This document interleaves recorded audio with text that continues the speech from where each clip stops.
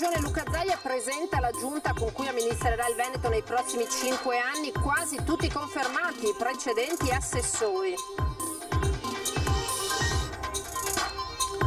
Il volto nuovo della terza giunta Zaia arriva dal veneziano. L'ex sindaco di Jesolo, Francesco Calzavara, è stato nominato assessore al bilancio e al patrimonio. Il senatore veneziano Andrea Ferrazzi chiede venga fatta al più presto chiarezza sulle vicende che si muovono attorno ai Pili e invita l'amministrazione a un confronto in Consiglio Comunale. In arrivo un'ulteriore stretta agli orari degli esercizi pubblici, preoccupazione tra i gestori mestrini sul possibile coprifuoco alle 22 per bar, locali e ristoranti. Aggrediti fuori dalla loro attività in via Martiri della Libertà per una 24 ore con dentro 100 euro e un tablet, padre e figlio feriti da 3 malviventi, sul fatto indagano i carabinieri di Mestre. Arrestato Noale con 1 chilo di cocaina in auto, durante il tentativo di fuga ha tamponato una gazzella dei carabinieri, in casa aveva un sistema di videosorveglianza per evitare visite non desiderate. La povertà è aumentata con il virus. Don Gianni Antoniazzi, parroco di Carpenedo, da sempre impegnato per assistere i più fragili, denuncia le nuove povertà emerse tra Venezia e Mestre. Buonasera, ben ritrovati in diretta con l'edizione veneziana dei telegiornali di Antenna 3, che parte dalla nuova squadra che affiancherà Luca Zaia nei prossimi 5 anni. Il Presidente della Regione ha infatti presentato la sua nuova giunta, quasi tutti confermati i precedenti assessori, unica novità Francesco Calzavara, assessore a patrimonio e bilancio. Io sono molto preoccupato e guardate che gli indicatori economici che abbiamo non sono positivi, c'è disoccupazione, c'è conflitto sociale, c'è difficoltà, abbiamo l'aumento della povertà, noi dobbiamo fare la nostra parte, ovviamente il governo deve fare la propria e approfittando di questi 209 miliardi di recovery fund che devono essere destinati veramente a misure consistenti e solide e non ad assistenzialismo, se no è finita. La terza giunta regionale sotto la presidenza di Luca Zaia nasce in uno dei periodi più difficili nella storia recente del Veneto. Di questo ne sono coscienti tutti a Palazzo Balbi. Gli assessori, 3 donne e 5 uomini, firmano per l'accettazione dei decreti di nomina con deleghe che per la maggior parte saranno sostanzialmente uguali al quinquennio precedente. Rispetto a 5 anni fa mancano Gianluca Forcolini e Giuseppe Pan, ma il nuovo ingresso è solo lo jesolano Francesco Calzavara, con deleghe a finanze e bilancio. Una riduzione di assessori, spiega Zaia, al passo con l'austerity del periodo. Ho fatto questa scelta sapendo che il momento non è facile, partiamo con 8 assessori, non con 10, sono tutte persone che sono esperte da un punto di vista amministrativo e quindi non perderemo tempo. Viviamo con ansia lo sblocco della possibilità di licenziare, sappiamo che abbiamo già perso 60.000 posti di lavoro, il Covid ha dato una mazzata anche ai nostri territori, dobbiamo lavorare pancia a terra. La prima giunta è convocata già mercoledì alle 12, il primo obiettivo è l'approvazione del bilancio. Vicepresidente Elisa De Berti, riconfermata assessore ai trasporti. Assieme a lei ci sono Giampaolo Bottacin, ambiente e protezione civile, Federico Caner, turismo e agricoltura, Cristiano Corazzari, cultura, sport e sicurezza, Elena Donazzan, lavoro, istruzione e formazione, Manuela Lanzarin, sanità e servizi sociali e Roberto Marcato, attività produttive e commercio. Nessuno le ha detto di no, ma tutti sono preoccupati. Sì, sono preoccupati perché gli assessorati sono dei macigni, sicuramente non sarebbero stati assessorati affrontabili da un neofita, da chi viene dalla società civile e comincia a cimentarsi. Per quanta esperienza possa avere uno, che so, essere un grande manager o altro, se non conosce la macchina rischia che in un momento come questo ci vuole un periodo di adattamento che noi non ce lo possiamo permettere. Così dunque il Presidente, riconfermata, lo avete sentito, alla guida dell'assessorato infrastrutture e trasporti, la veronese Elisa De Berti succede dunque a Gianluca Forcolini alla carica di Vicepresidente della Regione. Ho ancora il cuore che batte, una bella responsabilità, soprattutto fare il vicepresidente di Luca Zaia, sicuramente non è una cosa semplice, posto che io ho sempre detto che anche fare l'assessore di Luca Zaia non è semplice, perché è un presidente giustamente molto esigente. Elisa De Berti è la nuova vicepresidente della Regione Veneto. Veronese di Bovolone, avvocatessa, con una lunga esperienza amministrativa nel Consiglio Comunale di Isola Rizza, di cui è stata sindaco dal 2009 al 2015, anno nel quale entra in Consiglio regionale ed è nominata assessore ai trasporti e alle infrastrutture. Che cosa ha portato secondo lei Luca Zaia a fare questa scelta?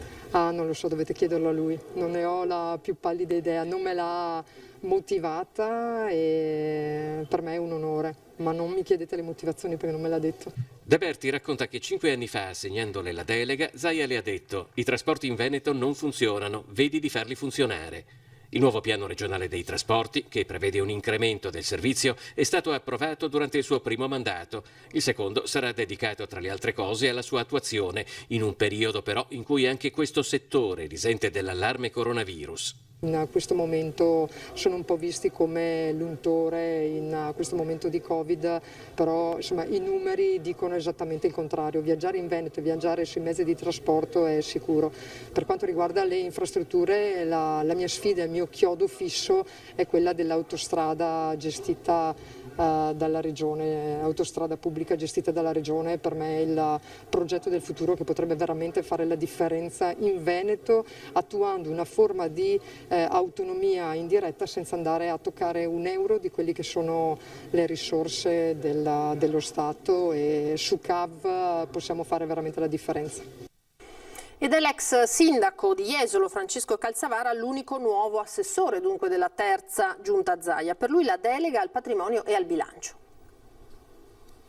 Il volto nuovo della terza giunta Zaia arriva dal veneziano. Francesco Calzavara, imprenditore, nato a San Donà di Piave, nell'ultima legislatura regionale, presidente della seconda commissione consiliare permanente, è stato nominato assessore al bilancio e al patrimonio. Un assessorato molto importante in un momento difficile come quello che stiamo vivendo e che quindi dovrà avere la capacità, oltre di essere pronto a dare delle risposte su quelle che sono le emergenze, anche molto probabilmente gestire al meglio il Recovery Fund, che sarà la sfida probabilmente dei prossimi mesi. È stato riassettato con alcune deleghe ed è l'assessorato, diciamo, di snodo nevralgico dell'amministrazione. Ha la preparazione per farlo, che ha fatto il sindaco, conosce benissimo di una città che lui e con la sua amministrazione, mi ricordo quegli anni nei quali puntavano, prendevano in mano Jesolo, pensavano alla nuova Miami d'Europa, ci sono riusciti a realizzarla.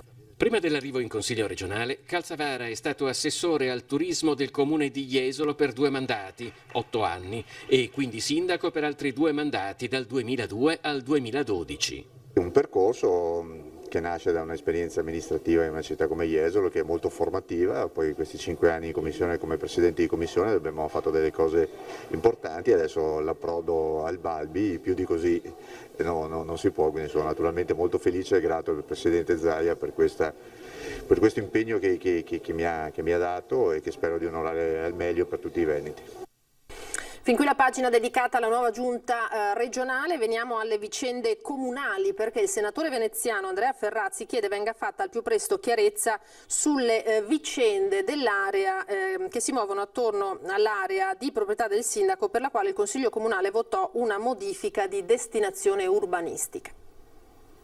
La Nuova Venezia questa settimana ha fatto un'inchiesta giornalistica molto approfondita sull'area di Pili, che è quel terreno all'ingresso di Venezia poco prima del Ponte della Libertà. Un'area che l'attuale sindaco comprò prima di diventare sindaco 5 milioni di euro, sulla quale si impegnò durante la campagna elettorale di 5 anni fa a non fare nulla perché disse sarebbe un grande conflitto di interessi. Invece si scopre dall'inchiesta che lavorò alacremente lui con i suoi collaboratori per fare una variante urbanistica da sindaco su un'area che oggi era a destinazione verde urbano attrezzato, invece per fare delle grandissime cubature, centri commerciali, alberghi, direzionali, residenziali, eccetera. Il pressing delle opposizioni in Consiglio Comunale è serrato, ma la richiesta di chiarezza al sindaco sulla vicenda Pili va oltre Cafarsetti ed è fatta propria anche da parlamentari come il senatore veneziano Andrea Ferrazzi, che però sedeva in Consiglio a Venezia quando nel 2018 l'Assemblea votò la modifica di destinazione urbanistica dell'area. Il valore dell'area attraverso questa variante urbanistica emergerebbe dall'inchiesta spostarsi dai 5 milioni di acquisto ai 100-150 milioni alla fine del progetto di variante urbanistica. I gruppi consigliari, alcuni gruppi, tra cui il Partito Democratico, hanno chiesto naturalmente un confronto con l'amministrazione, perché non è possibile che un sindaco lavori non su interessi collettivi ma su interessi propri. Non è possibile né dal punto di vista generale né dal punto di vista particolare. Si faccia questo approfondimento perché un'amministrazione, una città come Venezia, massima trasparenza la vuole e la pretende. Ora veniamo alla pandemia, ci sono i dati del report regionale di questo pomeriggio, altri 406 contagiati in Veneto, oltre ai 520 riportati questa mattina, quindi nelle 24 ore si sfiorano i 1000 nuovi contagi. La provincia di Venezia in realtà è colpita abbastanza marginalmente rispetto ad altre province del Veneto, 11 i nuovi positivi riportati nel pomeriggio che si aggiungono ai 24 di stamattina, quindi 35. Nel report si parla di 3 decessi, abbastanza stabili, intorno ai 50 i posti di terapia intensiva in tutto il Veneto occupati, 4 dei quali proprio all'ospedale di Mestre. Contagi di fronte ai quali è in arrivo un'ulteriore stretta agli orari degli esercizi sulla falsariga del modello francese. Il paventato coprifuoco alle 22 su bar, locali e ristoranti è tra le misure più accreditate dopo il confronto tra governo e regioni. Fino adesso era ore 24 che andava anche abbastanza bene, perché fino a ore 24 va bene, ci sta, però fino alle ore 22 già diventa più problematico. Alla fine ci tolgono il lavoro, quindi dobbiamo anche pensare al personale che magari anche loro non potranno lavorare come prima. Magari probabilmente toccherà lasciare qualcuno a casa. Loro dicono che ci aiutano e ci danno i prestiti, però se ci fanno chiudere un'altra volta andiamo avanti prestiti su prestiti e moriremo di prestiti, non andiamo avanti da nessuna parte. Io mi auguro che non sia fatta. Sono molto arrabbiato con la gente, non con le istituzioni, perché la gente che si sta comportando male, dopo è chiaro che andremo incontro chissà quali... Ne fate le spese? Ne facciamo le spese noi, ma noi come gli altri commercianti, è un po' una cosa brutta. Questa è la voce dei titolari di locali, alcuni già toccati dall'ultimo DPCM, tra Piazza Ferretto e Via Forte Marghera, nuovamente in bilico in attesa di conoscere le misure anti-Covid, le nuove paventate strette sugli orari dei locali, al momento in fase di valutazione. Tema al vertice governo-regioni, insieme ad altri provvedimenti volti ad arginare l'aumento di contagi, probabilmente in arrivo dalla prossima settimana. Sul mirino sport da contatto, palestre, parrucchiere, e si valuta una mossa netta sull'incremento dello smart working. Per ora ipotesi tra cui campeggia l'ulteriore anticipazione dell'orario di chiusura delle attività, una sorta di coprifuoco sulla falsariga del modello francese che imporrebbe a bar e pubblici esercizi di abbassare le saracinesche alle 22, un provvedimento che, se venisse confermato, annuncia il presidente di Confcommercio Sandona Jesolo, Angelo Faloppa, rappresenterebbe un colpo di grazia per la categoria. Veniamo alla cronaca. Aggrediti per una 24 ore fuori dalla loro attività, padre e figlio feriti da 3 malviventi. Sul fatto indagano i carabinieri di Mestre. Un'aggressione a padre e figlio appena avevano chiuso la loro attività di via Martiri della Libertà a Mestre venerdì intorno alle 20. I malviventi li hanno aspettati fuori per rubare la loro 24 ore, pensando che dentro avrebbero trovato chissà quale bottino. Così uno in particolare dei 3 rapinatori coinvolti nell'episodio, secondo la ricostruzione degli uomini dell'Arma, avrebbe spintonato e aggredito padre e figlio che hanno tentato di resistere, ma sono entrambi caduti a terra feriti. Ad avere la peggio il padre, che ha riportato un trauma cranico. Poi i rapinatori sono scappati a bordo di un'auto, ma all'interno della valigetta solo un centinaio di euro, pratiche e un tablet. Sul fatto indagano i carabinieri di Mestre. Arrestato a Noale un pregiudicato 41enne con più di 1 chilo di cocaina. Gli uomini dell'Arma l'hanno tratto in arresto in flagranza mentre deteneva cocaina per poi spacciarla. Già nel mirino dei militari da qualche settimana lo hanno fermato mentre era in macchina e lui ha tentato di darsi alla fuga in retromarcia, tamponando i carabinieri. La perquisizione dell'auto ha permesso di rinvenire la droga occultata nei sedili. A casa dell'uomo hanno trovato 1.700 euro in contanti e un sistema di videosorveglianza che permetteva al malvivente di prevenire visite indesiderate. La povertà è aumentata con il virus. Don Gianni Antoniazzi, parroco di Carpenedo, da sempre impegnato sul territorio per assistere i più fragili, analizza le nuove povertà emerse nell'ultimo periodo tra Venezia e Mestre. Giornata mondiale contro la povertà. Il rapporto della Caritas parla di un'incidenza da maggio a settembre dei nuovi poveri per effetto dell'emergenza Covid, passata dal 31% al 45% su scala nazionale rispetto allo stesso periodo dello scorso anno, aumento che viene rilevato anche dalle associazioni attive sul territorio veneziano rivolte ai più fragili. Non si parla di numeri ma di tendenza preoccupante di famiglie del posto che faticano a mettere insieme il pranzo con la cena. In questo mese di settembre e ottobre stiamo verificando che tante nostre famiglie, abituate durante l'estate a lavorare anche in modo particolarmente intenso nell'ambito del turismo di Venezia, adesso toccano in qualche modo la soglia della fatica, se non della povertà. È allo strascico del lockdown e del cambiamento generato dall'emergenza sanitaria.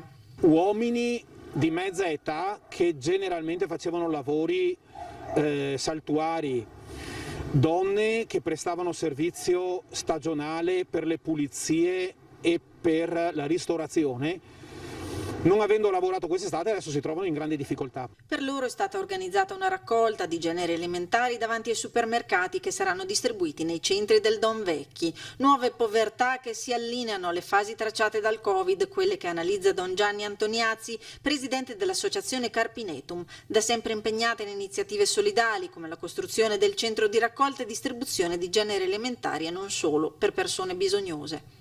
A giugno, luglio e agosto abbiamo visto sparire quasi le persone che dall'estero venivano in Italia a cercare lavoro, perché forse noi italiani abbiamo toccato con mano qui a Mestre e a Venezia quel lavoro stagionale che abitualmente impegnava tante persone era venuto meno.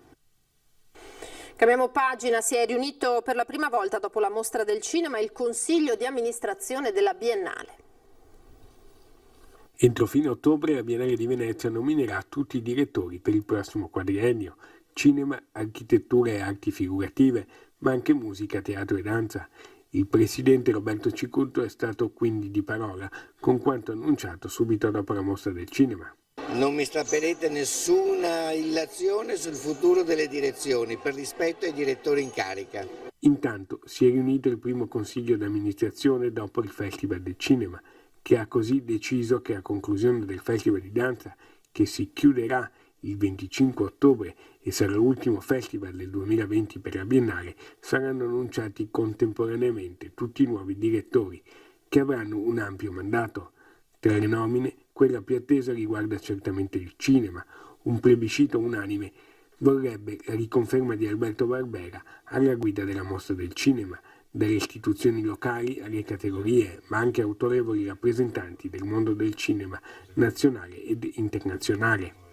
A Barbera e al suo team viene anzitutto riconosciuto il merito di aver rilanciato la Mostra del Cinema, rendendolo un meraviglioso trampolino di lancio verso l'Oscar. Tutto lascia presupporre che si procederà in tal senso, visto anche l'ottimo feeling con il presidente Cicutto, ma sarà il CDA a decidere. Ecco come Cicutto vede la sua nuova Biennale. La Biennale quest'anno si mostra compatta, un po' perché abbiamo dovuto spostare alcuni festival, però questo a me fa piacere perché dà il senso di una casa comune delle arti, quindi finisce la mostra, comincia il teatro e a seguire c'è musica e danza. Contemporaneamente però ai giardini, con la mostra Le Muse Inquiete, presente anche architettura e arte figurativa. Al centro pastorale Cardinale Urbani invece a Zelarino sono stati inaugurati con la benedizione del patriarca Moraglia 2 nuovi campi da calcio che saranno utilizzati dai più piccoli. È un patto importante quello tra il Patriarcato di Venezia e i bambini dell'Academy Venezia Football Club. Le due realtà collaboreranno insieme per una scommessa anzitutto educativa per i ragazzi. Lo sport e i suoi valori entrano così nelle parrocchie della diocesi. Questo è il senso dei 2 nuovi campi da calcio realizzati al centro pastorale Cardinale Urbani di Zelarino e inaugurati con la benedizione del patriarca Monsignor Francesco Moraglia alla presenza del sindaco Brugnaro. Lo sport è una scuola che insegna a sapersi relazionare con tutti, con i compagni di squadra, con gli avversari,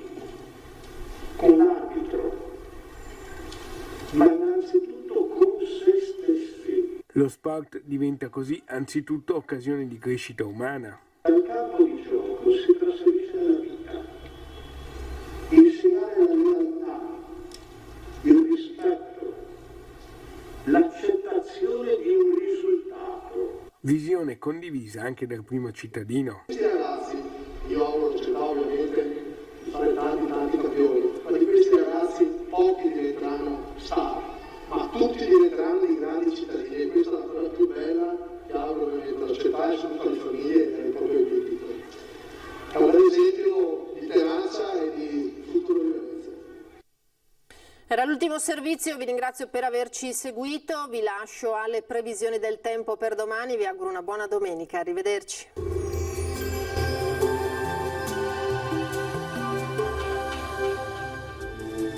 Benvenuti al meteo. Pressione in ulteriore aumento, sarà dunque asciutto e stabile nella giornata di domenica 18 ottobre. La situazione nel dettaglio.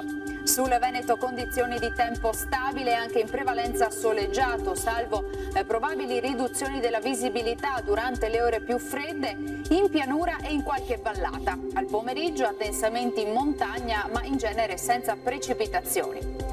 Temperature sostanzialmente stazionarie, minime tra 3 e 9 gradi, valori massimi invece tra i 15 e i 17 gradi. Spostiamoci ora sul Friuli Venezia Giulia, anche qui sarà una bella giornata di sole dappertutto, il cielo si presenterà sereno o al massimo velato e non sono previste piogge. Temperature minime fino a 9 gradi, massime invece intorno ai 17 gradi. Infine uno sguardo al Trentino Alto Adige, non cambia lo scenario, qualche nebbia al mattino e dopo il tramonto, soleggiato invece durante il giorno. Temperature minime sui 3-4 gradi, massime fino a 16 gradi.